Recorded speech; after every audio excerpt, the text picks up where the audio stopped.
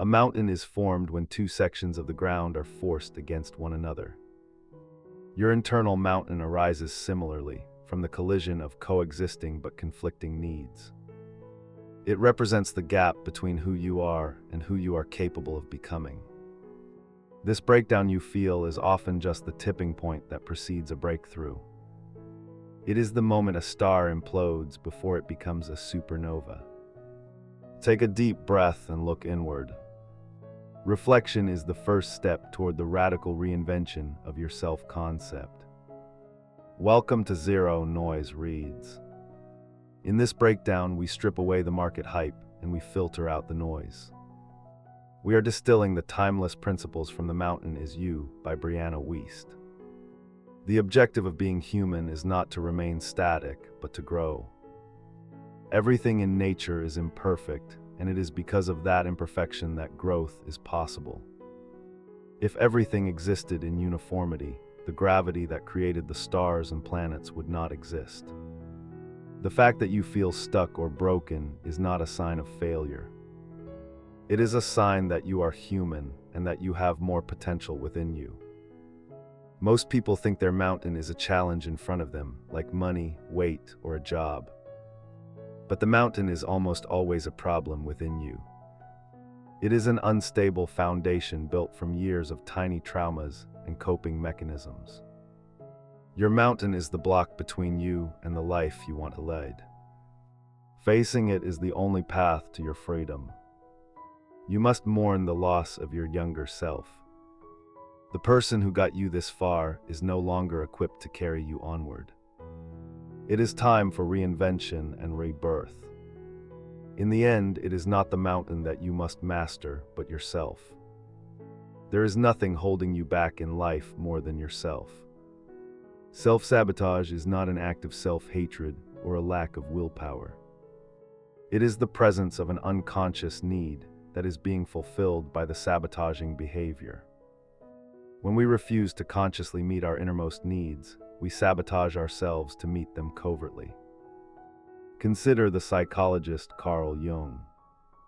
As a child, he fell and hit his head at school and thought he might not have to go back. He then began experiencing uncontrollable fainting spells. He had developed a neurosis as a substitute for legitimate suffering. His unconscious mind associated fainting with safety from an environment where he felt unhappy. This is the key to understanding your own resistance. If you ruin your relationships, perhaps what you really want is to be alone, but you are afraid to say it. If you sabotage your professional success, perhaps you are afraid of the scrutiny that comes with being seen. Self-sabotage is a maladaptive coping mechanism. It is a way we give ourselves what we need without addressing the root cause. It is merely numbing our desires and giving us a taste of temporary relief. We often project our real fears onto issues that are less likely to occur. If you are afraid of being a passenger in a car, your real fear might be a loss of control in your life. Because the car accident is unlikely, it becomes a safe thing to worry about. This allows you to express your anxiety without actually endangering yourself. If you try to fix the problem on the surface, you will always hit a wall. You are trying to rip off a band-aid before you have a strategy to heal the wound. Your self-concept is an idea you have spent your whole life building. Your brain has a confirmation bias that works to affirm your pre-existing beliefs. If you believe wealthy people are corrupt, you will ruin every effort to become financially stable. Your anxiety is a reflection of your limiting belief. You are programmed to seek what is familiar. Even if what is unknown is benevolent, you will resist it because it feels like a loss of control. We do not actually seek happiness, we seek what we are most used to. Every human being has a tolerance for how much happiness they can handle. Gay Hendricks calls this your upper limit. As soon as your life extends beyond the amount of happiness you are used to, you find ways to bring yourself back. This happens both consciously and unconsciously. You might pick a fight with your partner after a perfect day. You might suddenly feel sick after getting a promotion. This physical tension or emotional resistance is your body trying to return to its baseline. We are not wired to be happy, we are wired to be comfortable. Anything outside of your comfort zone feels like a threat until it is familiar. To solve this, you must slowly acclimate yourself to your new normal. Instead of shocking yourself into big changes, allow a gradual adjustment. Consider the pattern of uprooting. This happens when you jump from relationship to relationship or job to job. You are comfortable with the process of sprouting, but afraid of blossoming. Constantly needing a fresh start is often a way to avoid conflict resolution. It diverts your attention from the actual problems in your life. You end up just beginning every chapter but never finishing one. Then there is the trap of perfectionism. Perfectionism is not a pursuit of excellence. It is a hindering thing that sets up unrealistic expectations. We use it to avoid showing up and being vulnerable. If you are afraid of failing, you avoid the work required to become a master. You sabotage yourself because the willingness to do it repeatedly is what brings mastery. Stop worrying about doing it well and just do it. Focus on progress rather than perfection. Get it done first, then you can edit and grow. If you do not get started, you will never arrive. Your life is measured by your outcomes, not your intentions. Stop accepting your own excuses and justifications. Quantify your days by how many healthy actions you actually took. Step back and observe the patterns that define your stagnation. Self-sabotage often manifests as uprooting. This happens when you jump from one relationship to another or change your career path the moment things become challenging. In uprooting, you are not allowing yourself to blossom because you are only comfortable with the process of sprouting. Constantly needing a fresh start is frequently a way to avoid conflict resolution or the stress of deeper commitment. Then there is the trap of perfectionism. Perfectionism is not a pursuit of excellence. It is a hindering mechanism that sets up unrealistic expectations. We use it to avoid showing up because we are afraid of being seen as vulnerable or flawed. We sabotage ourselves because it is the willingness to show up and simply do the work again and again that ultimately brings us to a place of mastery. Another pattern is justification. Your life is ultimately measured by your outcomes, not your intentions. When you are in a pattern of self-sabotage, you treat your excuses as though they were accomplishments. You use these justifications to make yourself feel momentarily satisfied as a replacement for real progress. Even disorganization can be a form of sabotage. By leaving your life and space in disarray, you are creating distractions and chaos that serve an unconscious purpose. Deep down, we know that nothing positive or beautiful flows from chaos. When we leave our spaces messy, we are always a few tasks away from actually stepping out and showing up as our true selves. Consider also the habit of judging others. If you feel bad about not being as successful as another person, you might try to find something negative about them to feel better.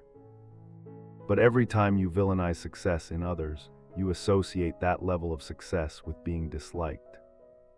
When it comes time for you to move your own life forward, you will resist it to protect your self-concept. When we set up judgments for others, they become rules that we have to play by, too. Part of the reason we experience intense inner conflict is because of our core commitments. A core commitment is your primary objective or intention for your life, though you are often unaware of it. People only seem irrational until you understand what they are fundamentally committed to. If someone has a core commitment to feel free, they may sabotage work opportunities to maintain that sense of autonomy. If their core commitment is to be in control, they might experience irrational anxiety about anything that represents a loss of control.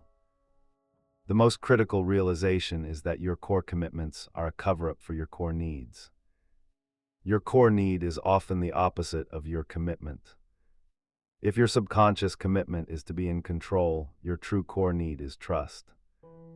If your commitment is to be needed by others, your core need is to know that you are wanted. If your commitment is to be loved by everyone, your core need is actually self-love. The less you feed your core need, the louder the symptoms of your core commitment will become.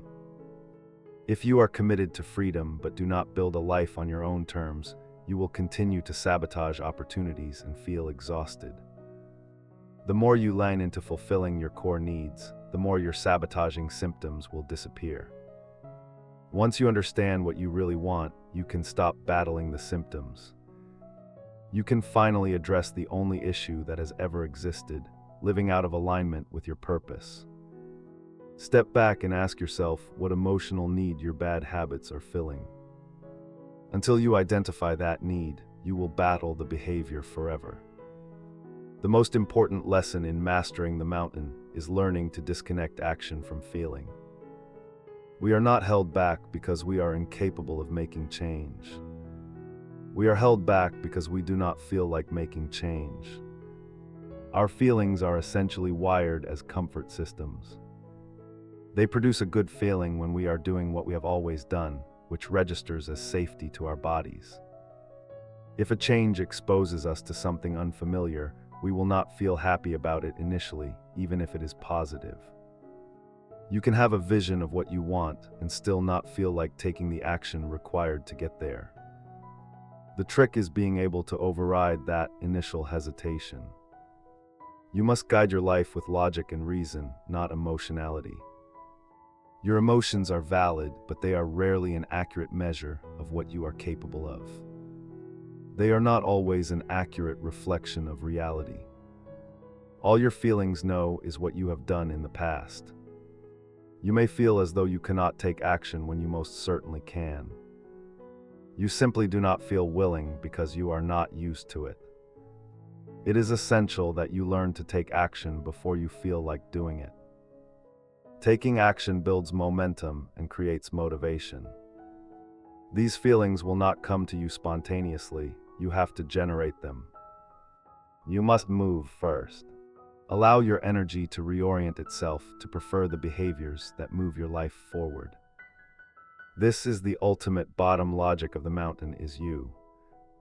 When you reach the peak, you will realize it was never the mountain you had to master, but yourself. In this breakdown, we have seen that your triggers are just guides to your freedom. We have learned that healing is not about returning to who you were, but becoming someone entirely new. The mountain is the call of your life. Now take a breath and consider this question. If you knew that no one would ever judge you and success was guaranteed, what is the one action you have been avoiding out of fear? This is Zero Noise Reads, clean insights, no fluff. See you in the next breakdown.